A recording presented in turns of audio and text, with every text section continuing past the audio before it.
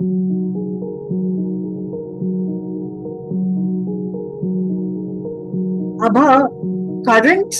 the current situation, the socio-political, cultural, everything has changed. The kind of polarization, the kind of strong anti-women backlash, the pushback from the state, all of those have changed the canvas completely. And the kind of threats and vulnerabilities that Federation members, Sangha members face today was beyond our wildest nightmares of those days. So I'm just thinking these, the principles of Mahila Samakhya are non-negotiable principles.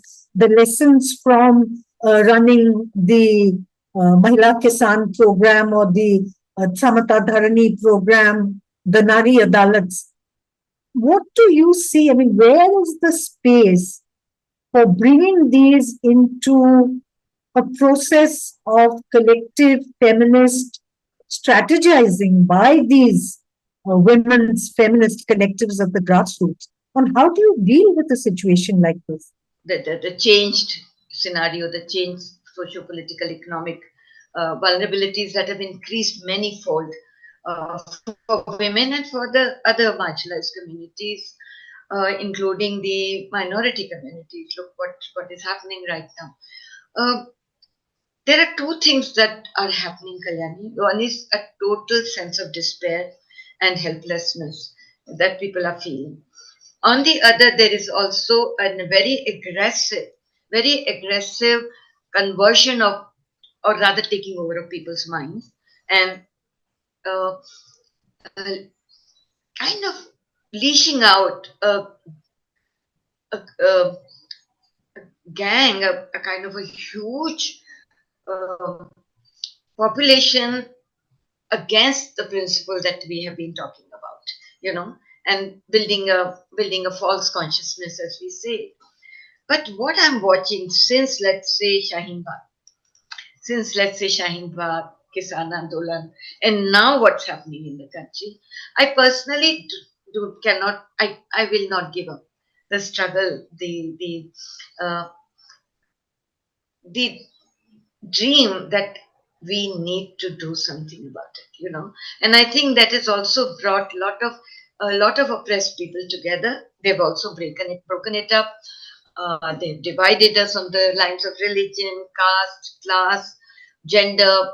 However, new formation have also come about, which were not there. To be honest, let's talk about the entire queer politics and the kind of groups that have emerged and are actually taking that entire perspective forward and making it really kind of mainstream, as we say, and integrating into our vision of a society with multiple identities and fluid identities. So those are the additional kind of positive changes that are happening.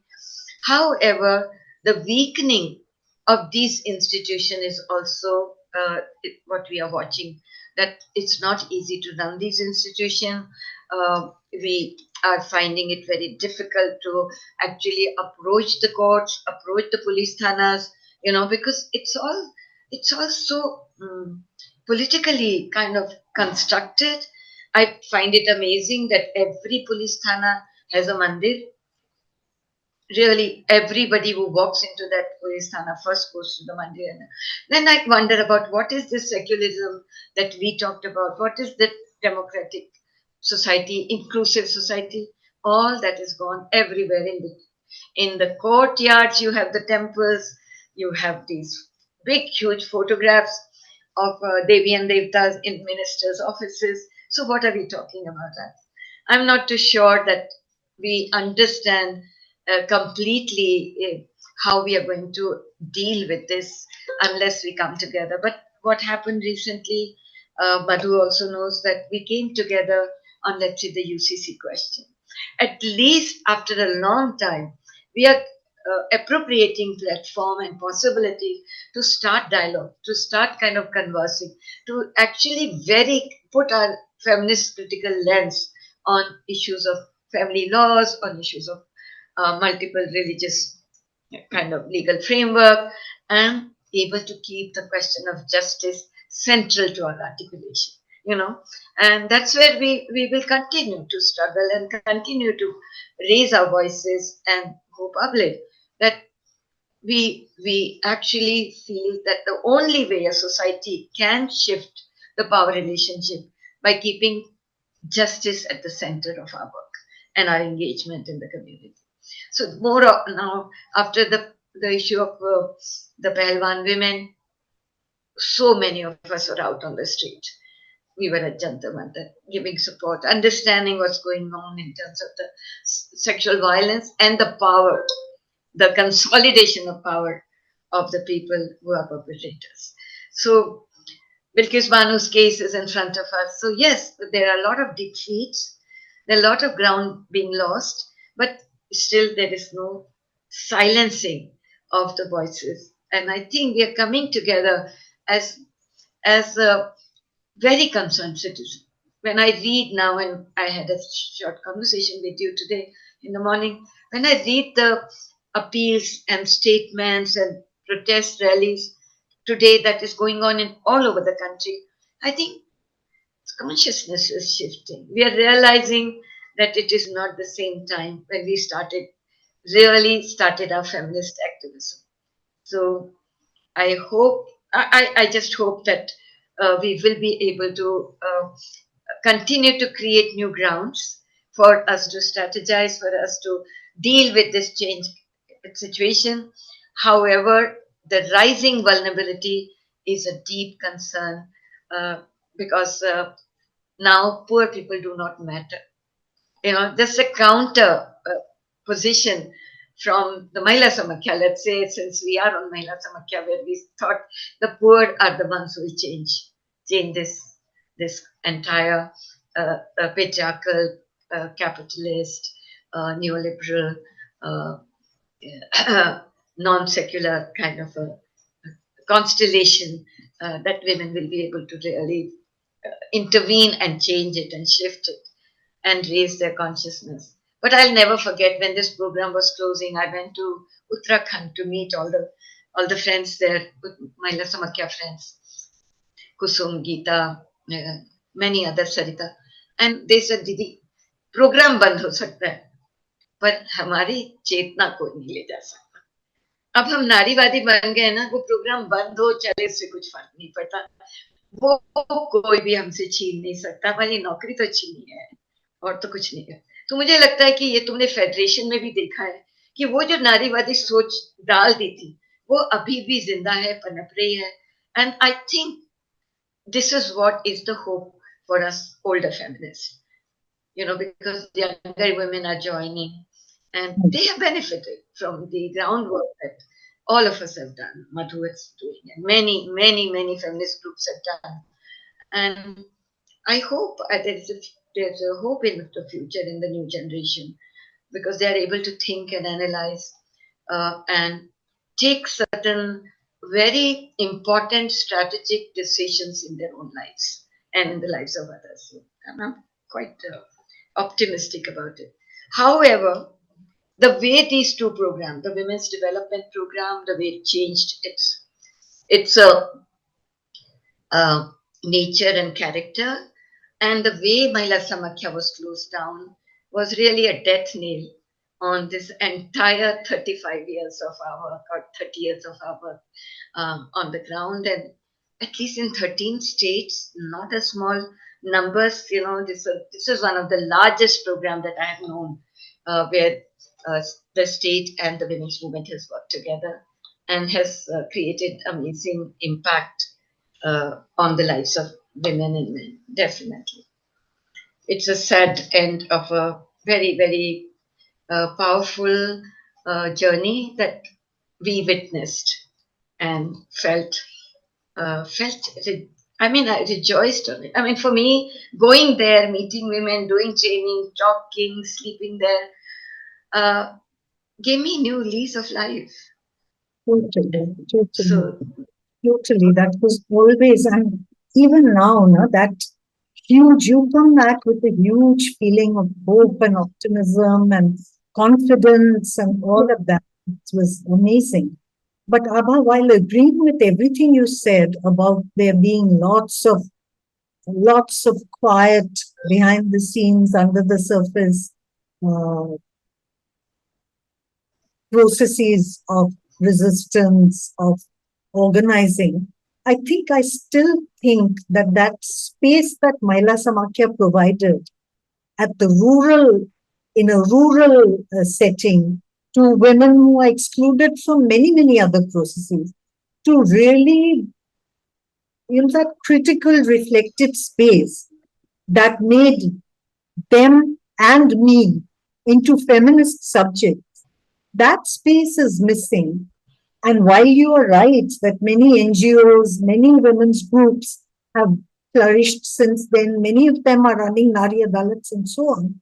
But I think what we're seeing now is a snapback, even among NGOs. I mean, with the FCRA laws and with the various curbs on saying and doing and whatever, we are seeing a shrinking and a dying away of all those spaces of critical reflection. So groups like Bebak, for instance, are holding those spaces, keeping them alive at great cost, at great sort of risk taking. But Stress. we need more of those, and that's where I really miss having a Mahila Samakhya. That I don't Mm. think that's not the No, way. that will never come again during our lifetime. I'm very sure of that.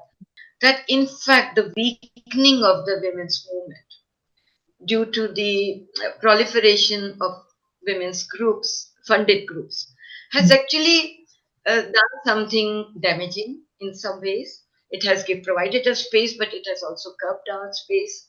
And that politicization, मेरे को ये याद है और तुम्हें भी याद है, मधु को भी याद होगा कि हम ऑफिसेज में कम और सड़कों पे ज्यादा रहते थे, you know, और वो जो वो था कि ताले रहते थे हमारे दफ्तरों पे, पर हर इश्यू हमारा इश्यू था और हम निकल पड़ते थे, चाहे वो न्यू इकोनॉमिक पॉलिसी होगी, वो राइजिंग फंडामेंटलिज्म एंड कम्युनलिज्म होगा, वो हमारे हेट पॉलिटिक्स, हम हर इश्यू को अपना मान के we used to be on the streets and we actually were recognized for our voices. There was this space, the media was actually picking up on those. Today, all those doors and windows have closed on us. And the strangulation of our voices, we are seeing so many friends are where they are right now because they were speaking out. And that's suffocating, that's extremely difficult to actually accept and live with. And I today feel maybe it's time to close down women's organization. You know, this funding is not helping us anymore because with so many restrictions that we cannot do anything that is any way in a small way against the power to be is not going to, it's not going to allow us to actually create solidarity fronts, networks, and also make our voices much louder, much stronger with a critical analysis that we have been really evolving, developing. So, I mean, it might be a very kind of helpless note on which I'm saying this, but I think that's the answer now. Even to think differently outside the framework of, two problems. One side are the funders, and the other side is the state. And the NGOs have to function within that limited space where the values, the principles, and the basic values actually start receding in the background. And we become project oriented, we become delivery oriented, and we become very cautious. So I think it's important to remember that the Mahila Samakhya program didn't start with the Mahila Samakhya program, if I can put it that way. It started with the national level consultations around that national education policy. That was the first national education policy. And that was, I think, really landmark consultation at that point as well as together because of the participation of women and women from women's movements and feminists. So the two or three people who were closely associated with Mr. Bodia, like Abha, like Vimala, like Srilata, Aruna, Aruna Roy. everybody, the people who were directly associated with Mr. Bodia, ensured a huge mobilization of women to come and attend these meetings, which were held at different places in the country. And today, if you look at that document of the National Education Policy, the problem statement is so clear. Three very clear points. First, they make this point very strongly that the issues that keep women out of the educational domain are exactly the issues that education will help to tackle. So I'm quoting from that policy document. The fundamental issues that influence women's education, low status, survival tasks, and poverty, are outside the educational domain, and yet education can be the critical factor that can help women break out of their predicament. So this, complex interconnection was stated so clearly. And I remember, Abha, you must remember also, Mr. Iyer saying how long Yeah. this sentence discussed in order to capture that complexity, that it's precisely the issues that keep them out that will help to solve their predicament. Second, that the entire range of social, cultural, economic, political, all these factors that have inhibited women's access to knowledge, to information, to education, to justice, cannot be tackled through piecemeal interventions.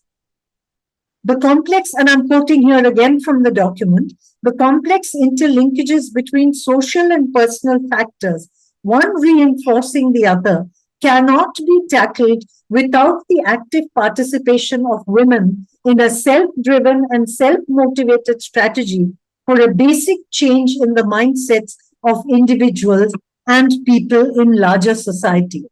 So it was actually the document of the National Education Policy which created the substrate within which then the Mahila Samakhya program could grow. And it was directly after these consultations that Mr. Bodia literally challenged the feminists who were part of the consultation, saying, "You have talked so much about how it should be. Do it and show us that it can be done." And that is where that program document grew out of. So it's a program that is born from fundamental feminist principles, and it's a program designed to translate those principles into reality on the ground. So the non-negotiable principles of Mahila Samakhya, every activity and process within the program will be directed, managed, and controlled by the women in the women's groups. That space and time and support will be provided as required and as long as required for women to find the confidence to take charge of every experiment in the program. The very clear statement that the program is a space for women to experiment with taking control of their lives. So these were the non-negotiable principles that guided the early years of the program, that guided the setting up of the program institutions, the women's sangha, the support persons for that sangha, the Sahyoginis, the support structures for the Sahyoginis within the block and within the state unit, within the district. So a support in terms of capacity building, in terms of providing the knowledge resources, the financial resources to put those experiments into practice, support system in terms of monitoring and evaluating the lessons from each of the experiments and of feeding it back into the program process. All of these were dictated by the non-negotiable principles of the program. So what actually happened was the program developed in wildly different ways in different states. So, for instance, in Andhra, which has a very strong history of grassroots women's groups involved in political struggles, in struggles against caste and class, in Andhra, it was this issue of caste discrimination and of control over land and productive resources, which became a central focus of the program. In UP, it was very much girls' education, the issue of early marriage, girls' child labor, and how this excludes girls from education, how that intergenerational understanding between mothers and daughters is necessary to bring girls into education because girls are the invisible subsidy for their mother's labor. This analysis of care work, of unpaid work, and its linkage with education, this became that starting point for the program. In Gujarat and in Bihar, where the exclusion was very much in terms of schools pushing children out. There was a huge focus on working with the education system and finding niches within the education system to embed progressive ideas on education and to build a child centered and community centered model of education. And then it was at a later stage when the ubiquity of violence against women, particularly within the home, became became a real sort of barrier for the program in its forward movement because the fact was that a lot of the grassroots workers, whether at the village level or whether at the district level, were actually being subjected to violence by their husbands and families to stop them from engaging in these very confrontationist, very radical kind of challenges to the power structures, to the panchayat, to the caste groups, to the school governance mechanisms. So it was then that the issue of violence against women and the failure of the mainstream law institutions. I mean, they used to be called the mainstream justice institution, but like Abha, I hesitate to call them the justice system. They're the legal system. And the failure of the system to provide justice to women, which led to people like Abha who were working with women who were facing violence, raising the question of can we create a parallel system where women can speak and where women can hope for a justice that is relevant to their situation and that is within their control rather than some order from the court which is impossible to implement and which the entire institutional framework of the state at the village level conspires to stop from coming into reality. So this was the background to the Nari Adalats, the background to the women's farming and control of land and use. I mean, that building that linkage between women's unpaid labor and the fallow wastelands, so called, where their productivity was ignored and where extraction had exhausted them. That happened in places like Andhra, where there was a history of a strong land movement. So, work on land, work on education, on health, on law, each sprung and came to very different forms of expression in different parts of Mahila Samakhya.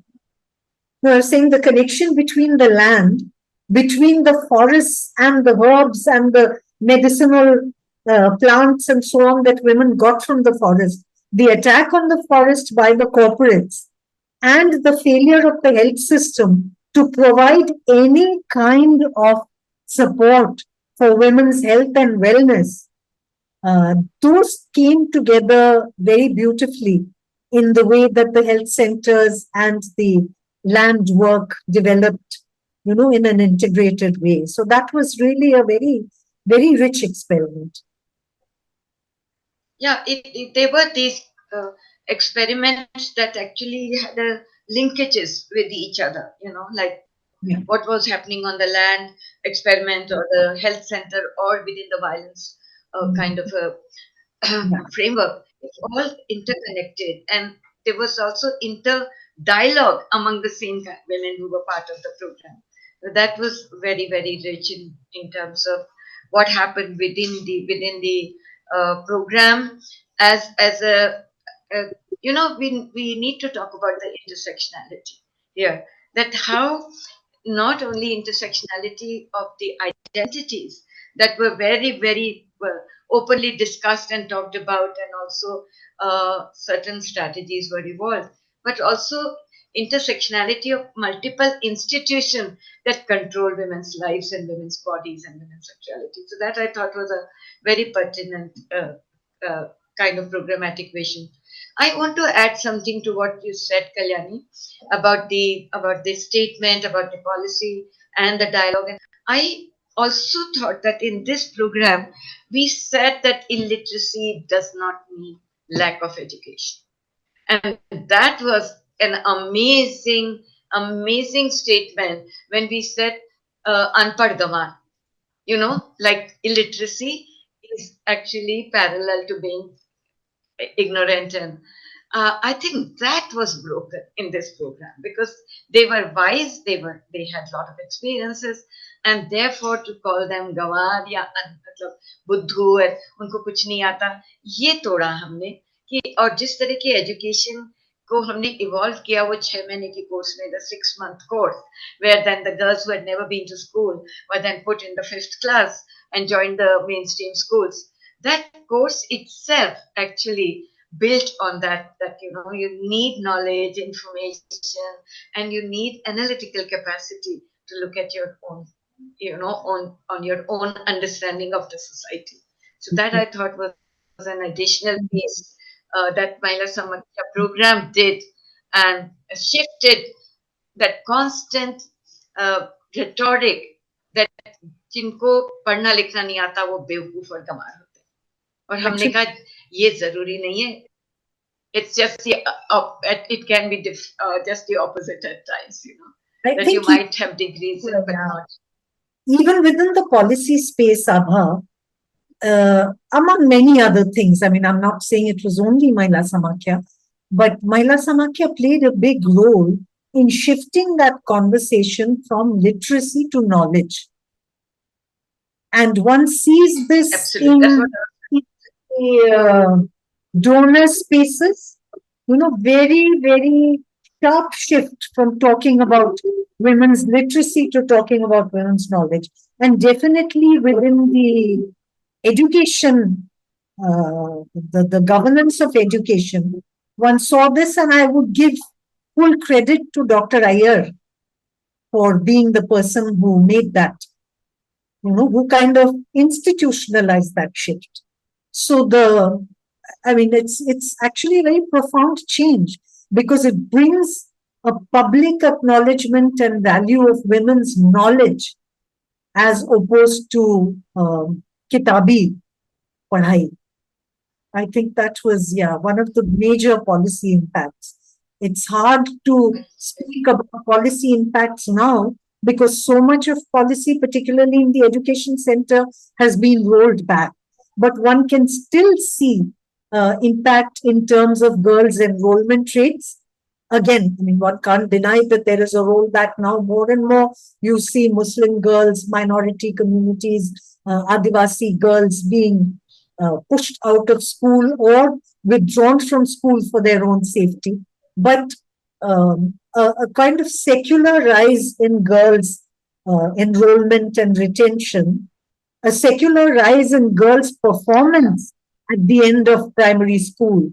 All of these things, I think, are impacts which we started seeing, it was almost after the program closed that these impacts came. And in terms of women's public visibility, women's voices being heard in public spaces, women's ability to confront authority, to take autonomous action against rights violations. All of these things, I think, are lasting impacts of the program. Wherever you have old sanghas, wherever you have federations in the older districts, I mean, the fact that these things are now taken for granted, even by the administrators. Oh, okay, aap log to Mahila Samakhya wale hain, na? It's that recognition It's an impact that we don't celebrate enough. So, yeah, I think it's the profounder Yeah, impact rather than the quantitative figures that have had the longest lasting effect on the larger context. absolutely, absolutely. I think it has been a landmark program, and as you mentioned, Dr. Iyer played a very significant role. In fact, while both of us were sitting in Shastri Bhavan, he was our anchor, and we could actually have very, very, very engaging conversation with a bureaucrat who actually understood the feminist kind of Absolutely. It was amazing. narrative and politics, yeah, and provided complete support. So we must recognize that these very well aware and uh, high authorities and senior bureaucrats actually uh, created that space for us to work the way we did with them, without Today, them. Absolutely on. also. Afternoon Yeah, also, in a hugely male-dominated patriarchal education department. She was a woman who held her own and who really created that, kavach for the program, buffered us from all of those parliament questions से शुरू करके grumbles about what kind of program is this, इनका कोई target ही नहीं है, इनका कोई output ही नहीं है. She really buffered us, and I think she laid the foundations in the early years, and we saw that change so sharply after 2014. Just fell apart. Yeah. mm. Sorry. As I was recalling that there were also I remember uh, number of trainings in theater, creativity, feminist music that came out of that, also from the Women feminist and groups out. Yeah. So theater, sports of young girls, activities around creative slogan writing. I think a lot of it happened within those night meetings. And there, yeah, yeah. There again, Abha, it was that shift from literacy to knowledge. You remember how that entire process of creative expression actually went back and drew on folk songs, folk folk stories, music, secret absolutely. uh, languages and conversations of women. So I'm just remembering this whole issue of sexuality, how it was excavated from all of these. I mean, I think that's a whole conversation waiting.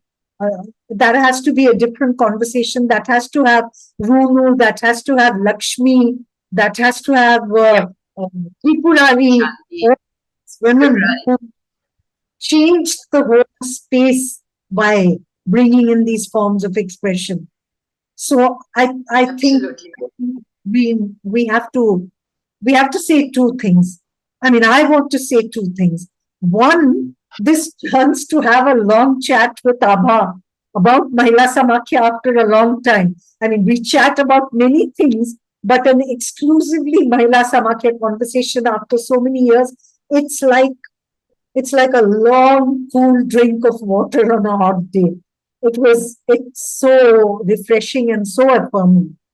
And I want to say that there are many, many other parts of the story, many, many other aspects of Mahila Samakhya that we need to cover in different conversations like this. So I'm looking forward to those as much as I'm sure Abha is at this point. So thank you to Madhu. Absolutely. And Thank you for giving us I this want to thank chance. Madhu and PLP for giving us a chance to actually do It was this really good. kind of very satisfactory recall of what happened during that time. And a lot is still outside our conversation. And Very maybe we'll much. pick it up. Whether with you or without you, we will continue this conversation because I think we need to, both of us should think about doing a piece, an article or a paper on some of the significant uh, uh, outcome of this entire process and how it can actually be repackaged in some manner to dream of similar program in future. And I would like to leave on that note of hope and kind of belief that it is possible.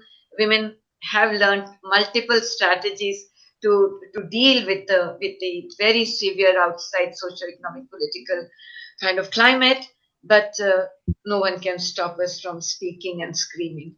So that's where I would like to end. And thanks to the women of Mahila Samakhya, particularly those who taught us how to actually shift grounds and make it possible to fight the powerful agents within their community and villages, whether it is a jamindar, whether it's a police, whether it is the ration shop owner, they challenge everything around them. Thanks, Madhu. Thanks. And Thank Kalani, it was so you. lovely.